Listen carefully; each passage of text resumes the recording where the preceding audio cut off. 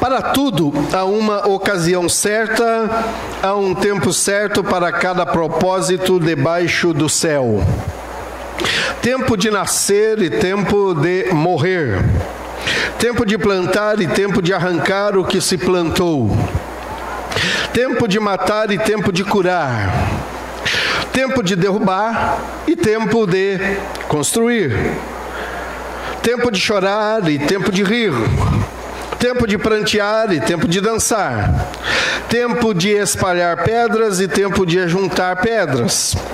Tempo de abraçar e tempo de se conter em abraçar. Tempo de procurar e tempo de desistir de procurar. Tempo de guardar e tempo de jogar fora. Tempo de rasgar e tempo de costurar. Tempo de calar e tempo de falar. Tempo de amar e tempo de odiar. Tempo de lutar e tempo de viver em paz. Tempo de viver em paz. O tema da mensagem dessa noite é a vida na providência divina. A vida na providência divina. Eu começo essa palavra de hoje levando você para os versículos, os últimos versículos do capítulo 2 de Eclesiastes. Olha que interessante, eu vou fazer disso a introdução da mensagem. A leitura do Eclesiastes capítulo 2, verso 24, até o final, a introdução dessa mensagem. O texto diz assim, no versículo 24: para o homem não existe nada melhor do que comer, beber e encontrar prazer no seu trabalho, ou se divertir. A Bíblia fala para a gente divertir? Que coisa legal! Sabia que tem gente que não acredita que a Bíblia fala para gente divertir? Mas a Bíblia fala para a gente se divertir também. Então ele diz, não há nada melhor para o homem, só para o homem, mulher não. Mulher só trabalha. Não existe nada melhor para o homem do que comer, beber e encontrar prazer no seu trabalho ou o fruto do seu trabalho. Gente, que coisa preciosa isso. Coisa preciosa isso. Aí ele diz assim, eu vi que isso também vem da mão de Deus. Ou seja, para você homem, para você mulher, para você jovem, para você criança, para você que compreende a vida, o texto diz que essas coisas, comer, beber e se divertir, vem da mão de Deus. Ou seja, não é um pecado comer, beber. Só entenda o beber aqui, que ele não está falando necessariamente de bebida alcoólica. Porque quando fala beber, as pessoas já ligam automaticamente a bebida alcoólica. Beber. Tá? Ele está dizendo que bebida alcoólica não pode? Também não. Então, fica essa questão aí. Mas a gente sabe o mal que a bebida alcoólica produz, então é melhor não beber. Então beba outra coisa. Mas coma, beba e vai se divertir, vai ser feliz. Isto vem da mão de Deus. Versículo 25 diz, e quem aproveitou melhor as comidas e os prazeres do que eu, Salomão. Ele está dizendo, porque ele foi o rei de Israel, o rei rico para valer. Tudo que ele queria, ele podia. E claro, ele diz, eu comi de tudo que é melhor. Versículo 26 diz, ao homem que agrada, o homem que o agrada, Deus dá sabedoria, dá conhecimento e dá felicidade. Pastora Selma está falando sobre sabedoria no culto de quinta-feira, e foi uma bênção o culto de quinta-feira, a palavra sobre sabedoria na quinta-feira. E aí o texto diz, ao homem que o agrada, Deus dá sabedoria, dá conhecimento e dá felicidade. Ou seja, se você agrada a Deus, Ele dá a você felicidade. Ou seja, você pode ser feliz. Feliz, gente. Que boa notícia. Isso não é boa notícia? Lógico que é boa notícia. Você pode ser feliz. Aí ele tem um ponto, aí diz assim, quanto ao pecador, Deus o encarrega de ajuntar e armazenar riquezas para entregá-las a quem o agrada. isso também é inútil correr atrás do vento. Olha que coisa! Deus quer que você coma, beba e tenha alegria, felicidade, vá se divertir. E aqui ele fala que ele dá, para aquele que agrada o Senhor, ele dá felicidade. E faz o pecador juntar para que você se divirta, para que você tenha... Olha que coisa! Que mistério glorioso! Isso é uma bênção nas mãos de Deus. Agora, eu quero entrar propriamente na palavra que eu gostaria que você entendesse nessa noite.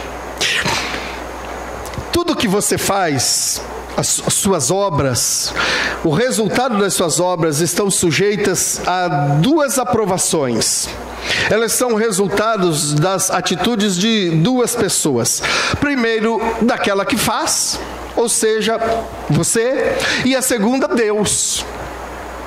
Deus se envolve na produção dessas bênçãos na sua vida. E você vai ver ao longo dessa palavra, dessa mensagem, que Deus trabalha para que você de fato obtenha resultados bons e que você tenha sucesso na sua vida. Deus quer que você tenha êxito na sua vida. Eu não sei se você não acredita nessa palavra, mas eu acredito que Deus quer que eu tenha êxito nas coisas que eu faço. Quando Salomão declara isso, ele diz assim que todas as nossas atividades, as atividades humanas, todas elas são ligadas a uma estação de tempo, que ele chama de tempo. Há um espaço entre uma atitude e o resultado dela. É este período entre uma coisa e outra que o Salomão queria que nós entendêssemos. O nosso posicionamento, as nossas decisões entre esse espaço é o que vai definir o sucesso ou não daquilo que nós estamos fazendo.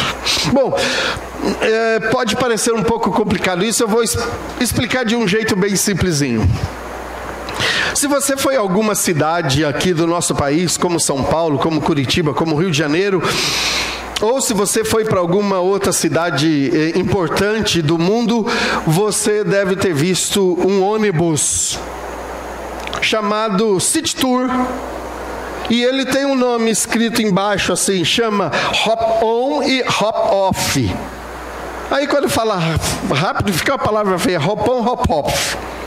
Hop on, hop off, que nada mais é do que aquele ônibus de 2 andares que tem uma parte aberta em cima, que você compra uma passagem e você pode, com esse ônibus de turismo, essa palavra hop on e hop off significa pular para dentro, pular para fora, assim, no grosso modo, significa pular dentro, pular fora. Mas na tradução para nós seria sobe e desce, sobe e desce. Esse ônibus você compra o seu ticket e você tem direito. Normalmente ele começa às 7 ou 8 da manhã e vai até às 11 ou 10, depende da cidade, até às 10 ou 22 horas. E você pode descer e subir desse ônibus, ou nos ônibus da linha, eles têm uma linha pré-definida e eles ficam rodando esse trajeto, vários desses ônibus ficam rodando o trajeto, e você então, quando chega numa parada que você tem interesse, você desce, vai lá, olha, observa a parada, o que tem ali de atração turística, e depois você vai para o ponto outra vez. Quando vem o ônibus, você sobe, só mostra o ticket e você vai e desce na outra parada. Enquanto o ônibus vai se deslocando, tem um fone de ouvido que você coloca e escolhe a sua linguagem, e você vai ouvindo as explicações dos locais. Bom, mais ou menos em termos bem simples, é isso que o Salomão está dizendo para nós. Quando ele diz que para tudo há uma ocasião certa, que há tempo de nascer e tempo de morrer, tempo de plantar e tempo de arrancar o que se plantou, ele está mais ou menos numa explicação simples dizendo isso para nós. A nossa vida é composta com essas coisas. Você pode descer, ou subir dependendo do seu foco. Então vamos lá, como que isso acontece? Ele vai falando, ó, na próxima parada que tem um númerozinho lá, tem um monumento a fulano, ou tem um museu tal, ou tem uma fonte, e essa fonte foi construída em tal ano, papapá. Se você tem interesse de conhecer, você desce, vai lá e observa, e lê, e olha as coisas. Dependendo da sua fluência, você pergunta para alguém ou lê algo que está escrito. Se você não for fluente em língua nenhuma, lá do lugar, você fica olhando ali, achando, olha, bonito, eu não sei o que é, mas olha, que coisa legal e tal. Mais ou menos é isso que a maioria dos turistas faz. Os turistas, em modo geral, fazem desse jeito. Eles descem, olham, observam, lêem alguma coisa e depois vão embora e tiram as fotos lá na frente do monumento, e depois não sabe explicar o que é também, para quem vai ver a foto, né? Agora, o que Salomão queria que você entendesse é uma outra coisa. O mesmo monumento, o mesmo lugar de interesse. Se você quiser saber, você contrata um guia. O guia, você não vai achar guia no ônibus de turismo. Ali é coisa rápida, é expresso. Agora, se você quiser de fato conhecer, você contrata um guia. O guia vai com você e o guia vai parar lá e vai falar, tá vendo essa pedra? Tá vendo isso aqui foi feito por tal pessoa, por essa razão, por isso, por aquilo, no ano de tal, papapá, e explica tudo para você. O que Salomão queria dizer para mim e para você é que durante esse tempo nós não podemos viver como turistas, somente observando as coisas acontecerem, mas que nós precisamos entender o tempo que estamos vivendo para usufruir do tempo, as suas experiências e tudo o que vai acontecer ao longo desse processo que Salomão chama de tempo. O problema é que o guia turístico é caro. Você paga R$60 para subir no ônibus de turismo e você paga R$200 a R$300 para o guia acompanhar o grupo e explicar tudo para você. Se você quiser exclusividade, como eu vejo em algumas cidades por aí, por onde eu já andei, pessoas que devem ter dinheiro e eles pagam o guia só para eles. Então, às vezes, um casal ou 3 pessoas e o guia explicando para as pessoas ali. Você já imagina, essa pessoa é importante, tem dinheiro para pagar o guia. O que Salomão quer que você entenda que é o guia é a sabedoria. A sabedoria é o guia. O entendimento é o guia. O agir de Deus é o guia, só que tem um custo. Você não recebe sabedoria, você não recebe entendimento e você não recebe a boa mão de Deus se você não pagar o preço necessário para isso. Você conseguiu entender por que a maioria de nós prefere viver subindo e descendo das estações da vida, descendo antes do tempo, subindo antes da hora, ou passando do ponto, porque nós estamos levando a nossa vida numa aventura. E o turista aventureiro, ele erra mesmo. Quantas vezes a gente quis conhecer algum monumento e aí, como a gente não paga guia, aí quando a gente pensa que vai, já ficou para trás, já foi, aí passou. Ou então a gente fala, vamos conhecer um monumento lá, e você desce e tem uma estátua lá, e você fala, não tem sentido nenhum aquela estátua para a nossa vida, mas ela é famosa. É famosa. Bom, acho que você já entendeu onde eu quero chegar. O plano de Deus para nós, ele é perfeito, diga amém. Ele é perfeitamente adequado para o nosso bem maior e para extrairmos o máximo de bem da experiência. Ou seja, Deus tem um plano perfeito para a sua vida. Amém. Perfeito! Nisso que Salomão chama de tempo.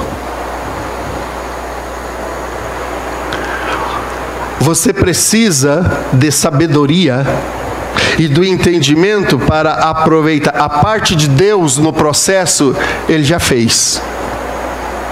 A parte de Deus já está pronta.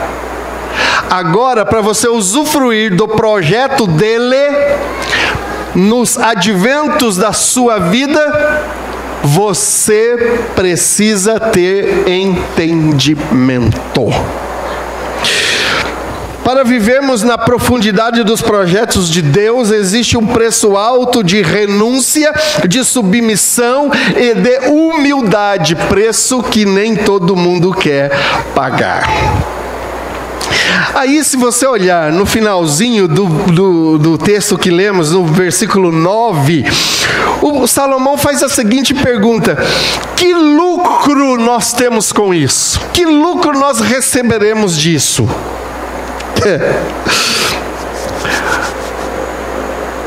O projeto de Deus é lindo, maravilhoso. Esse é o lucro. Esse é o lucro. De buscar sabedoria e de aproveitar o tempo. Esse é o lucro. Usufruir do projeto de Deus. Só que, como se trata de algo eterno, a gente tem dificuldade de entender e fica preso às coisas do nosso tempo aqui. E não aproveita as coisas de Deus. Deus governa sobre os eventos da sua vida. Nada que acontece com você está fora do programa de Deus. Aí você fala, então eu sou máquina. Não, você não é máquina. Ele quer que você aproveite as fases da sua vida. Ele fez a parte dele e deixa você livre para aproveitar. Deus quer que você seja feliz. Amém? Não foi isso que começamos aqui? Ok, isso é plano de Deus. Agora, por que então você não é feliz? O problema não é de Deus, porque a parte dele Ele já fez para você ser feliz. Se você não está sendo feliz, é porque as suas decisões nesse período estão equivocadas. É só arrumar o rumo da sua vida e você vai ser feliz. No texto que lemos hoje, agora, na abertura, no Salmo 127, diz assim: se o Senhor não edificar a cidade, em vão trabalham os que edificam. Se o Senhor não cuidar da cidade, não vigiar, em vão trabalham e vigiam as sentinelas. Veja que há a parte de Deus nisso e a parte do homem nesse projeto. Bom, essa manhã, na escola bíblica, havia uns pássaros, uma família de pássaros, e eles estavam, sei lá, a minha linguagem de estudioso de pássaro que eu sou, de indígena, como diz o meu filho, ele estava tomando uma correção dos pais, porque parecia ser um pássaro mais novo do que os outros. E eles vieram voando e o passarinho, acho que estava fugindo dos pais, sei lá, para não tomar um couro. Ele trombou com vidro aí. Eu acho que ele achou que era um lugar para escapar do pai. E ele trombou na vidraça. E ele caiu ali, ficou... E eu fui lá e peguei o passarinho na mão, um sanhaço, seu Pedro. E o sanhaço ficou na minha mão assim, e o coração dele parece que ia explodir. E eu falei, coitado desse sanhaço aqui. O que vai ser dele agora? E aí já queriam dar água para ele, queriam dar suco, queriam assoprar. Eu falei, deixa o coitadinho aqui, porque na mão do ungido ele vai salvar, né? Na mão do ungido aqui, ele vai levantar daqui a pouco.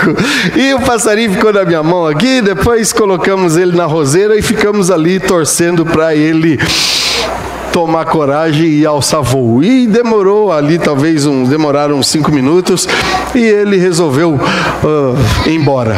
Depois de restaurar do susto, né? Escapou do couro, ficou com medo de morrer na mão do ungido, mas na mão do ungido não tem perigo, as coisas dão bem. E aí, por que eu estou dizendo isso? Porque a natureza segue o ciclo dela. O pássaro sabe que ele vai nascer e ele vai morrer. E se Deus não der a comida para ele, a Bíblia diz isso em canções: se o Senhor não alimentar os pássaros, as flores, eles morrem. Eles ficam esperando cuidar de Deus. No tempo certo, você pode ver o nosso ipê branco que está fora do tempo. Ele já floresceu, mas agora esfriou e floresceu de novo. Porque ele é ligado a isso, ele esfria, ele entende que tem que florescer. O coitado, nesse clima do jeito que está florescendo 3 a 4 vezes no ano já.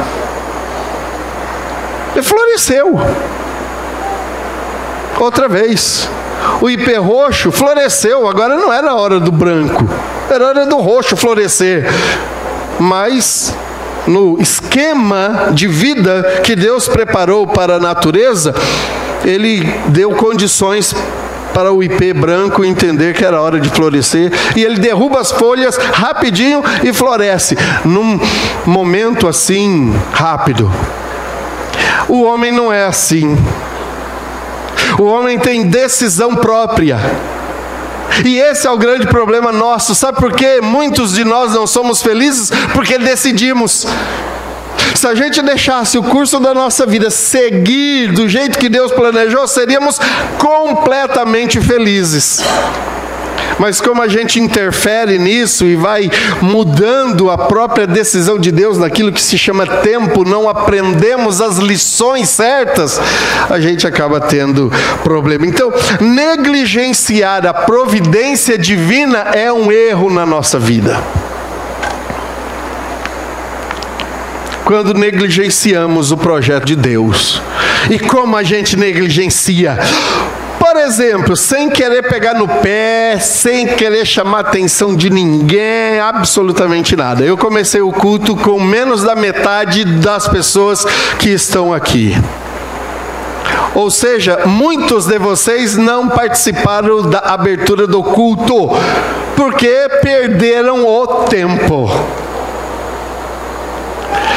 Talvez não tiveram tempo ao longo do dia, estiveram por demais ocupados nas decisões que vocês julgam melhores para a vida de vocês do que chegar pontualmente ao culto. É uma decisão. E talvez por causa da falta de organização na vida de vocês para o culto, vocês tiveram uma tretinha em casa na hora de sair, e saíram bicudo um com o outro. E chegaram aqui na igreja meio chateados.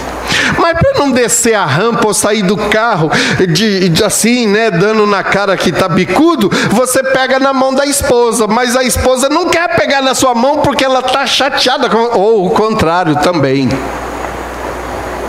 Aí não pegou na mão porque está chateado porque você não valorizou o horário do culto. E aí vocês chegaram na igreja com a cara amuada. E alguns de vocês até disseram no caminho: não sei para que ir na igreja desse jeito.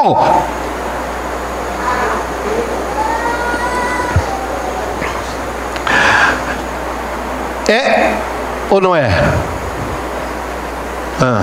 Só uma pessoa teve coragem. Queridos, com algumas poucas exceções, eu não estou fazendo juízo aqui, mas com algumas poucas exceções, todos vocês tiveram tempo suficiente para se organizarem e chegarem no culto às 7 horas da noite. Não chegaram por causa das decisões. É disso que Salomão está falando. Quando eu me organizo mal dentro do meu tempo, eu perco tempo. E quando eu perco tempo, eu perco a felicidade. Eu perco a alegria. Eu perco o que de melhor Deus tinha preparado para mim. É disso que ele está falando. Então esse é o primeiro aspecto que nós temos aqui. O perigo da negligência. Negligenciamos o tempo que temos e decidimos por conta própria. E aí, claro, vem a providência das próprias aflições na nossa vida. Segundo, é o que fazemos com o tempo que temos. Veja só, se você entender isso, eu vou me dar por satisfeito já. O Salomão, ele cita aqui algumas situações. Tempo de morrer, tempo de nascer e tempo de morrer. Quem está dentro desse tempo aqui? Levanta a mão.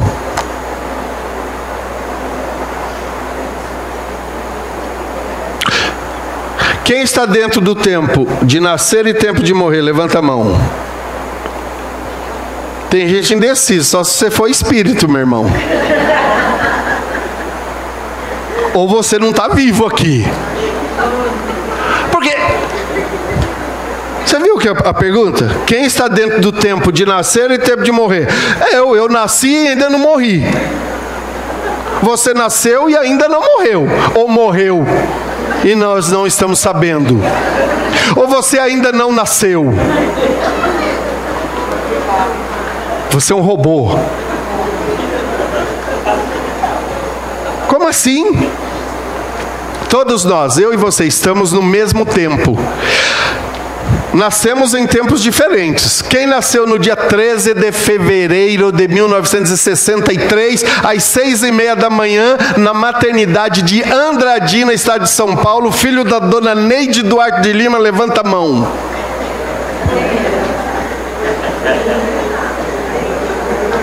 Ou seja, só eu. Mais ninguém. Então o meu tempo de nascer eu tive. Agora o tempo de morrer, não faço a mínima ideia. E espero que seja bem para lá. O dia que você nasceu, você nasceu. Agora o dia que você vai morrer, pode ser no mesmo dia que eu morra. Pode ser. Você já pensou nisso? Que nós poderemos morrer no mesmo dia? Que privilégio morrer no dia que o pastor morreu. Uou, que alegria! Morrer no dia que o ungido morreu.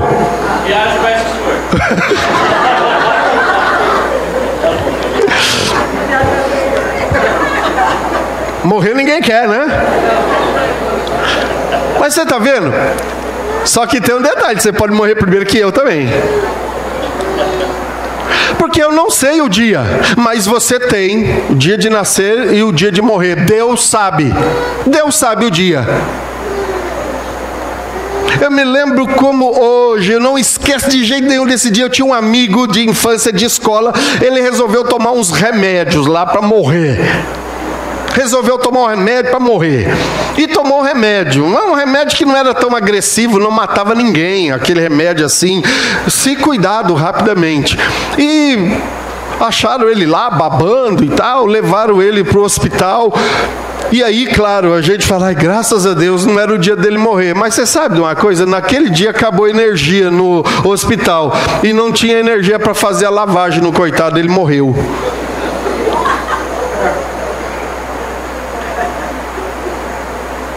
Ele morreu. Quando disseram o Carlinhos, chamava Carlinhos, o Carlinhos morreu. Como assim? Ele morreu. Mas morreu? Não fizeram lavagem, não. Mas por quê? Porque acabou a energia lá no hospital. E não tinha aqui esse negócio de gerador e tal. O Carlinhos morreu porque chegou o dia dele morrer, amigo. Chegou o dia dele morrer.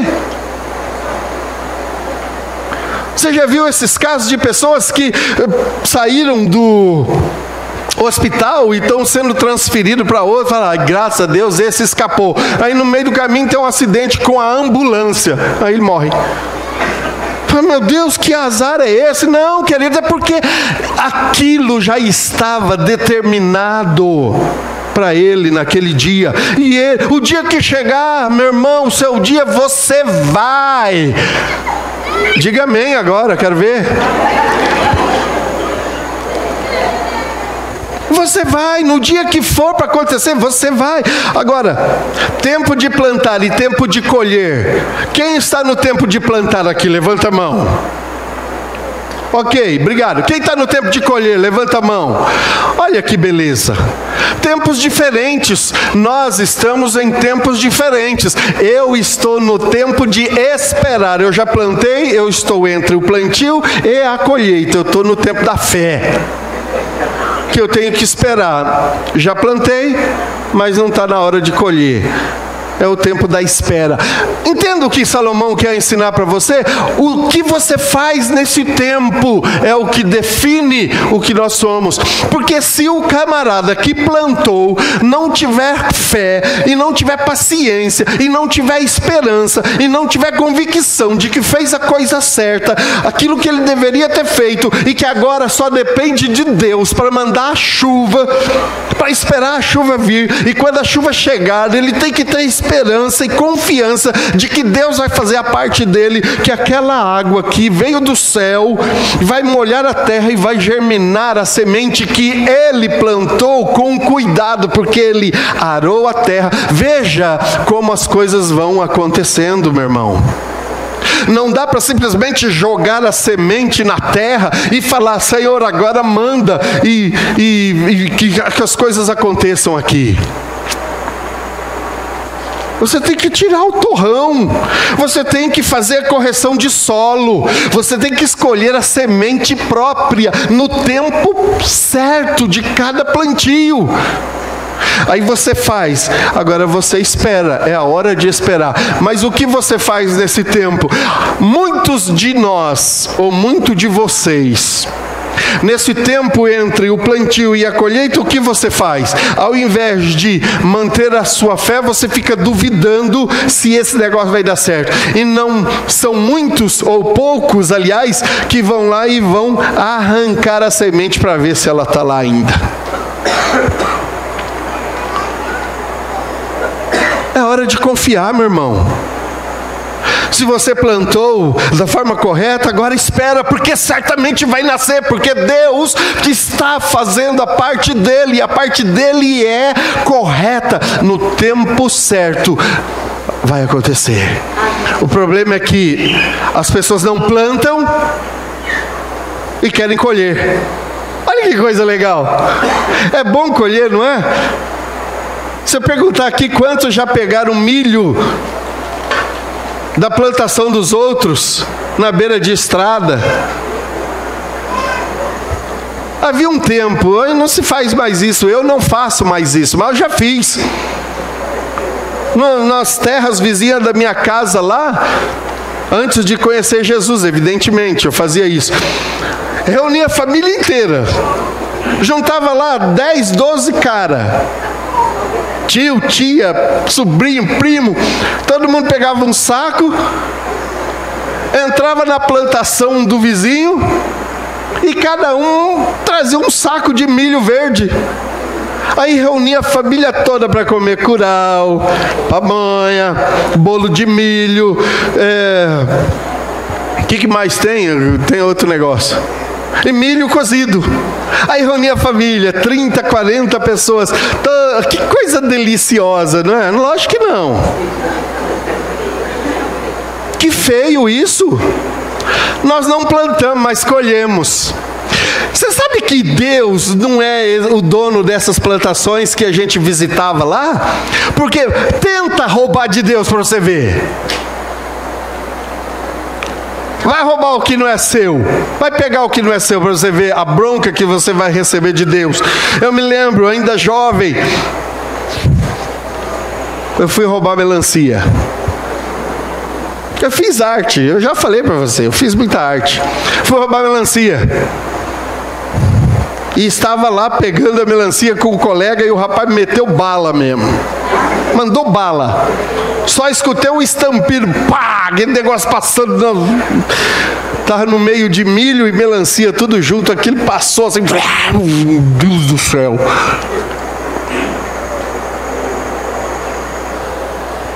Já pensou? Muitos de nós e muitos de vocês também querem fazer assim, nunca plantam, mas querem colher. Querem vida fácil. Salomão está dizendo que a gente precisa aprender a viver entre um tempo e outro. Mas vamos lá. Tempo de plantar e tempo de arrancar o que se plantou, ou seja, tempo de colher. Então o que eu faço no tempo entre o plantio e a colheita? Tenho que ter fé, tenho que ter esperança, tenho que ter convicção de que fez a coisa certa e saber o que eu vou fazer com a colheita. Porque se você não souber o que fazer com a colheita, você vai perder tudo o que você plantou e colheu. Então, você tem que se preparar para a colheita, ter o seu silo, ter para quem vender a colheita ou dar o fim que você achar necessário. Mas vamos para frente, eu quero ir em cada aspecto desse, dando uma mostrada rápida para você. Tempo de nascer e tempo de morrer, já falei. Tempo de plantar e tempo de arrancar, ok. Tempo de matar e tempo de curar, agora sim, a coisa fica complicada. Deus está, através de Salomão, dizendo para a gente matar pessoas? Não necessariamente. Não era esse o foco. Mas eu tenho que entender o contexto.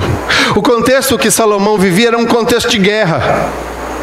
Era um contexto de guerra, e tinha guerra, tinha inimigos que atacavam o reino de todos os lados, e ele tinha que combater. Então, no ponto de vista militar, há tempo sim de matar os inimigos, e há tempo de curar também. Mas na nossa vida, a gente pode levar para o lado de que coisas, não no sentido literal, mas situações, lembranças e outras coisas que a gente precisa matar da vida da gente. Ao invés, a gente tenta curar, a gente tenta restaurar, a gente tenta de trazer à memória aquilo que produz sofrência na nossa vida. Uma vida de sofrência, porque a pessoa fica tentando curar relacionamentos que já se foram, acabou. Acabou.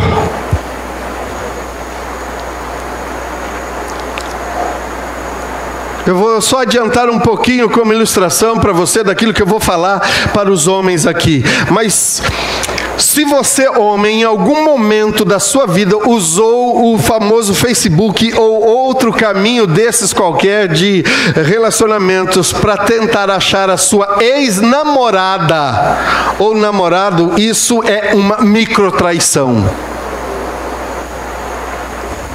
Por que você quer saber da sua namorada? Não está feliz com a sua esposa?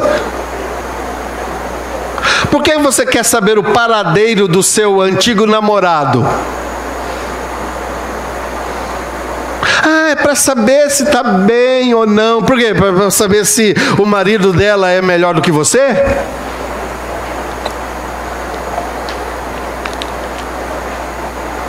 Microtraição. E tem muita gente que fica remoendo relacionamentos antigos que já passaram. Queridos, risca isso definitivamente da sua vida. Para que tentar curar? Então Salomão está dizendo que tem coisa que a gente deve curar, mas tem coisa que a gente deve pôr fim, de fato. Há um tempo para cada coisa. Depois ele diz: há tempo de derrubar e tempo de construir. Crispim, aquela casa vizinha do Chiesa é sua? Era sua? A casa que foi derrubada ali? Pois é. Desde que nós chegamos aqui, ou depois de um tempo, disseram, não sei quem disse para quem, que não sei, disseram que aquela casa era sua. Casa do Crispim. E aí ficou como casa do Crispim, mesmo eu sabendo que não era sua. Mas você sabe, ali no Chiesa tem aquele balãozinho assim, quem passa em frente do Chiesa vindo para cá, tinha uma casa ali. Uma casa que estava fechada há muitos anos já, muitos anos. Um dia eu passei de manhã e vi a casa lá. No outro dia eu passei lá, não tinha mais a casa lá, só estava o chão limpo. Alguém entendeu que aquela casa não servia para mais nada, não tinha propósito, nem para a cidade, nem para ninguém. Aquela casa não servia para nada. Ali só atrapalhava. Uma casa... E alguém então foi lá e mandou a máquina, pôs tudo no chão, acabou, e já estão construindo algo novinho, bonito, que vai servir. Vai ser uma farmácia. Pronto. Queridos, na sua vida existem e existirão situações que você vai precisar demolir para Deus colocar coisa nova lá. Mas você não tira o terreno lá, você não limpa o terreno. Você fica amontoando coisas, e Salomão fala disso mais para frente. Tem hora de ajuntar, mas tem hora de você jogar fora as coisas. Deus quer te dar coisas novas, mas você fica amontoando coisas velhas, experiências velhas, roupas velhas. Você fala assim, eu não tenho novo. Ele fala, mas você não tem onde pôr. Olha o quanto de caixa você tem no seu quarto. Olha o quanto de bugiganga você guarda no seu... Aí você usa aquele quartinho que a gente vai visitar. Você fala, pastor, aqui é meu quarto, esse aqui é o quartinho, o senhor sabe, né? O que eu sei? É o quartinho lá, o quartinho onde a gente guarda as coisas. Coisa que não presta. A maioria delas você nunca usa. Se usa uma vez a cada 5 anos. Para que guardar isso? Há tempo de derrubar e tempo de construir. O problema é que a gente derruba o que não precisa e constrói o que não é necessário. E aí é só prejuízo. Quantas casas as pessoas já começaram a construir e depois falam, ih, agora eu tenho que derrubar porque não serviu para nada esse quarto, essa porta, essa passagem aqui. E aí você termina a sua casa sem planejamento e fala, e agora? Está faltando uma porta aqui, está faltando uma janela, vai começar tudo, vamos derrubar. E enquanto isso passa, você não é feliz. Entenda isso. Deus quer que você seja feliz, mas as suas decisões tiram a felicidade da sua vida, porque você decide errado. As suas decisões são equivocadas, não estão baseadas na sabedoria, não estão baseadas no entendimento. E aí você toma a decisão errada. Aí tem que vender quando era hora de comprar, e aí você tem que comprar na hora que era para vender.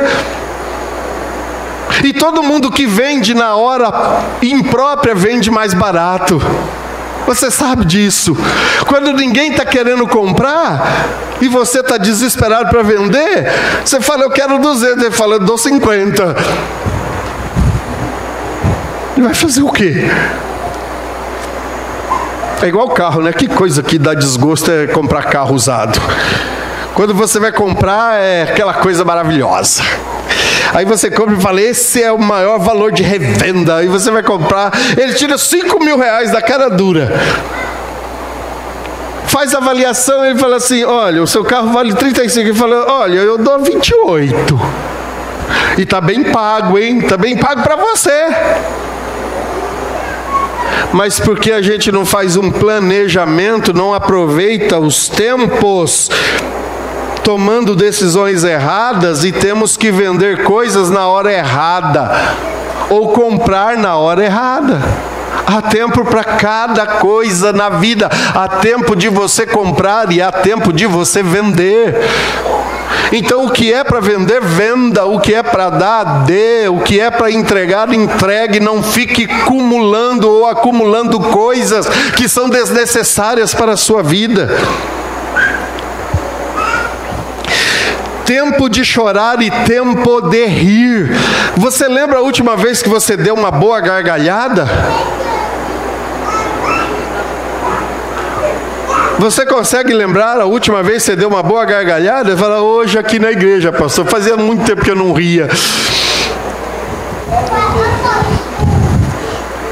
Rir é terapêutico também, por isso que Deus diz para a gente ser feliz, para a gente celebrar, para a gente dançar, mas a gente é religioso demais da conta. Dançar é pecado, pastor, não pode. Eu não estou dizendo para você ir na zumba também, né?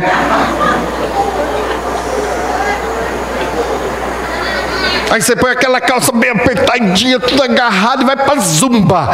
E depois da zumba, pastor, mas lá é só mulher, beleza, mas depois de lá você vai no mercado fazer compra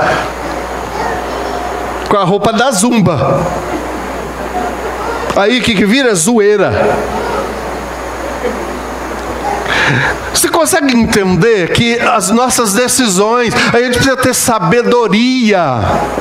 Você pode fazer exercício físico, você pode fazer academia, você pode fazer um curso de dança, seja clássica, seja uma dança que não é sensualizada. Você pode se divertir, você pode ser feliz. O problema é quanto aquilo afeta o nosso relacionamento com Deus. Mas a gente muitas vezes é muito religioso demais, e não nos permitimos alegria. Não podemos fazer festa. Ele diz, há tempo de rir, mas é tempo de chorar também. Mas tem gente que entende que a vida é só choro, só chora. Alô, pare de chorar. Há outro tempo também. E você acha que não, eu acho que Deus, para mim, Ele só deu tempo de chorar. Não, querido, Salomão entendeu esse princípio. Há o tempo para cada coisa. Há o tempo de chorar, mas há o tempo de rir. Há o tempo de prantear, mas há o tempo de dançar também. Então, vamos dançar, vamos ser felizes. Sem pecar, sem agredir a mente dos outros. É possível ser feliz, meu irmão. Ser crente, servo de Deus, andar na presença do Pai e ser feliz e festejar. É possível. A gente só tem que descobrir quanto. Por isso e para isso, Deus colocou dentro de você o Espírito Santo, para Ele colocar os limites. Quando estiver passando, o Espírito Santo vai dar uma olhada e falar, alô, tá indo para o extremo, tá bom?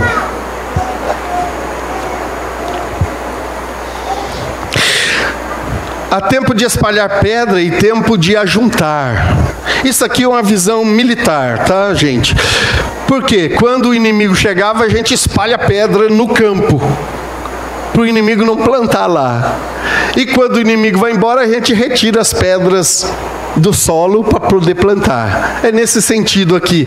Então, você não vai dar lado para o inimigo plantar na sua terra. Então, se tiver, encha de pedra, meu amigo. Dificulta a vida do diabo na sua vida. Dificulta, não deixa fácil para ele. Ele tenta plantar ervas daninhas na sua terra. Você fala, não, meu amigão, aqui não. Há tempo de abraçar e tempo de se conter. Eu queria falar um pouquinho sobre a questão do abraço aqui. Um dia desse para trás eu pedi para que você abraçasse alguém que fosse próximo seu, 20 segundos, lembra disso? Porque o abraço que faz sentido e que tem significado, ele tem que durar 20 segundos. Porque o abraço assim é só um abraço cordial. Pronto, abraçou, acabou, não significa muita coisa. O abraço que tem sentido de aconchego, de segurança, de amor, de companheirismo, é um abraço de 20 segundos. Que gostoso. Mas tudo depende de como abraça, de quem abraça, onde abraça, como abraça. É isso que é a sabedoria. Eu tenho que discernir quem eu vou abraçar, aonde eu vou abraçar, como eu vou abraçar, por que eu vou abraçar. Eu gosto de abraçar os irmãos, abraço mesmo. E quem não gosta do meu abraço, sai de fininha, eu também, tudo bem, eu entendo. Tem gente que não gosta, é ótimo. Eu gosto de abraçar, eu gosto de ser abraçado, acho bom isso. Mas há tempo para tudo. Tem abraço que está cheio de malícia. Mesmo no velório. Mesmo no velório, você consegue achar abraço cheio de malícia.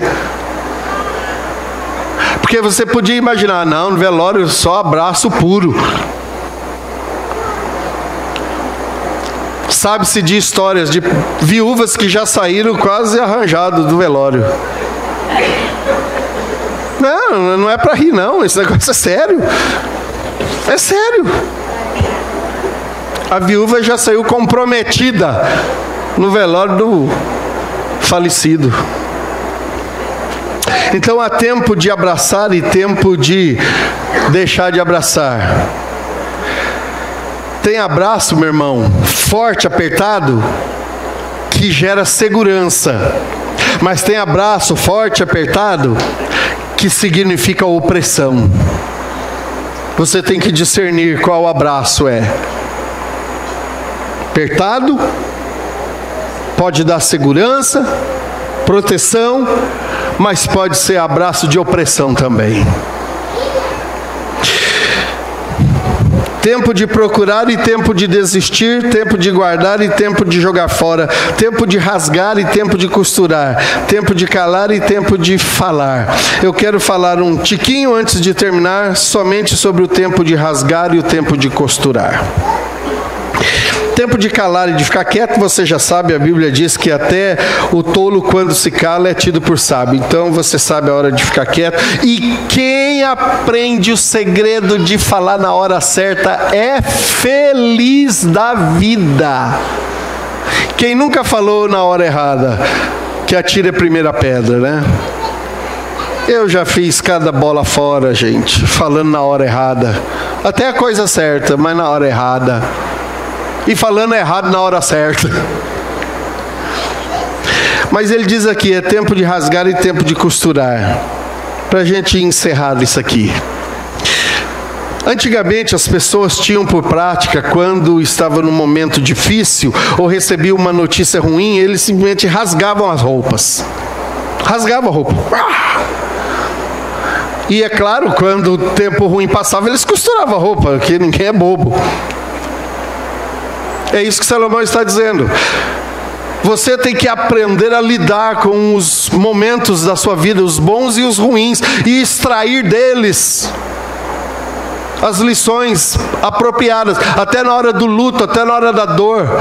Eu me lembro quando eu fui para o hospital, como é terrível o hospital, ou cena terrível, chato que é o hospital, lugar frio do ambiente, isolado, você não tem liberdade.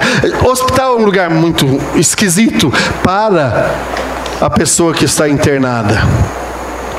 Mas se você é de Deus e aprende a extrair as lições que Deus quer te ensinar durante o tempo no hospital, no tempo do leito, no tempo da luta, no tempo da dor, no tempo da dificuldade, da adversidade, no tempo do deserto, no tempo da caverna, seja lá o tempo que for, você tem que aprender que esse tempo estava no projeto de Deus. E que Deus vai te dar condições de você atravessar esse tempo difícil. Meu irmão, uma palavra final para você, de ânimo. Se você está atravessando um tempo difícil na sua vida, acredite, tem o tempo do fim disto, mas aprenda, não queira pular fases. Diga: Deus, o que o Senhor quer me ensinar com esse tempo difícil que eu estou passando? Ajuda-me a ter fé, ajuda-me a continuar firme no Senhor, porque a tua parte o Senhor já fez, ajuda-me a fazer a minha parte. Entender o que o Senhor quer da minha vida nesse momento difícil. Deus tem pensamentos de paz a respeito de você, meu irmão, então confie que Ele tem o melhor para a sua vida. E eu termino lendo o texto do capítulo 12, versículo 13 de Eclesiastes. Agora que já se ouviu tudo, aqui está a conclusão: tema a Deus e obedeça aos seus mandamentos, porque isso é o essencial para o homem, pois Deus trará a julgamento tudo o que foi feito, inclusive tudo o que está escondido, seja bom ou seja mal. Salomão, depois de todas as reflexões, ele disse: a única coisa boa que a gente tem que aprender é temer a Deus nos tempos difíceis da nossa vida. vida. Nos tempos bons da nossa vida, tema a Deus. Nos tempos difíceis da nossa vida, tema a Deus. É isso que ele diz e está nos ensinando. Em todo tempo, tema a Deus e obedeça os seus mandamentos. E você vai ser feliz. Mesmo no tempo duro, você vai ter a presença de Deus na sua vida e vai te ajudar a sair do momento difícil. Tema a Deus e obedeça a palavra. É o conselho de Salomão para nós nessa noite. Vivendo na providência de Deus.